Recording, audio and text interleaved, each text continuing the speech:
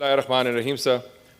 I'm very happy that today both sides of the aisle are speaking on an issue of urge across religions which cuts across countries. And I would like to start by paying my salutations to this brave young lady, Muskan Khan Saiba, who stood up to the RSS goons, the RSS gangsters who tried to browbeat and bully her. And she did not relent. She did not back off. She stood her ground. This is the spirit of the state which she belongs to, the state of Karnataka, formerly Mysore, which is home to the greatest hero and freedom fighter of South Asia, Tipu Sultan. I remember I was there in '86 for the Bangalore summit of SARC with Mr. Junejo, and I went along with Mr. Arif Nizami, especially to Sringapatam, 2 hours drive from Bangalore, to pay my tribute to the mausoleum of Tipu Sultan Sahib. And as Minister for Information, in 1999, on 200 years of Tipu Sultan's death, I had a special long television play. So we pay tribute to these heroes. At the same time, Mr. Chairman, there is a pattern which is developing in India, a pattern of state-sponsored fascism. People have talked of Pakistan also. Yes, there are problems in Pakistan. Yes, there is some intolerance in Pakistan, but there's a difference. In India, it is sponsored by the state. In Pakistan, it is not state-sponsored. And whenever any incidents take place in Pakistan, all across the political forces, from left to right, all provinces unanimously condemn it, which is not the case in India. And I'll just give you 3 examples.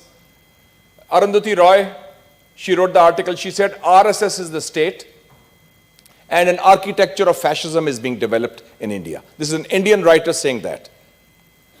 Dr. Gregory Stanton, the chairman of the Genocide Watch, has said on 12th of January 2022 in testimony to the American Congress that there are the makings of a genocide in Indian-occupied Kashmir and Assam.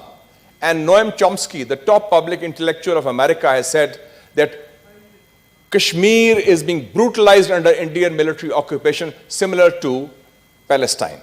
In this regard, Mr. Chairman, I would also like to just add that we salute the vision of the Quaid-e-Azam Muhammad Ali Jinnah. He saw through the Hindutva mindset 90 years ago, and he saw that this kind of bigotry, hatred, and intolerance is something we could not live with. And thanks to him, today we are free citizens of a free country. The Quaid-e-Azam gave us this Pakistan. And I would feel that this solidarity should continue, and we should take this issue also at the level of the International Court of Justice, just as Gambia did it with Rohingya. Just 2 small points, sir. One, I would like to strongly condemn what America has done on Afghanistan as a point of public importance. The richest country has robbed the poorest country of the world, and it's shameful and disgraceful. And one other point I'd like to say for the purposes of the Treasury benches, ये जो ban किया है News One channel को, ये ज़्यादती है, इसको नहीं होना चाहिए. PEMRA should also follow the due process of law, and this is something which undermines the freedom of expression.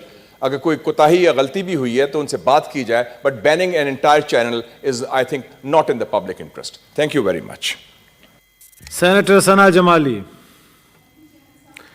First of all, I would be speaking on the latest issue of the Indian state of Karnataka. Janabe Chairman, we should realize that being a Pakistani, I will speak as a Pakistani. This is Pakistani.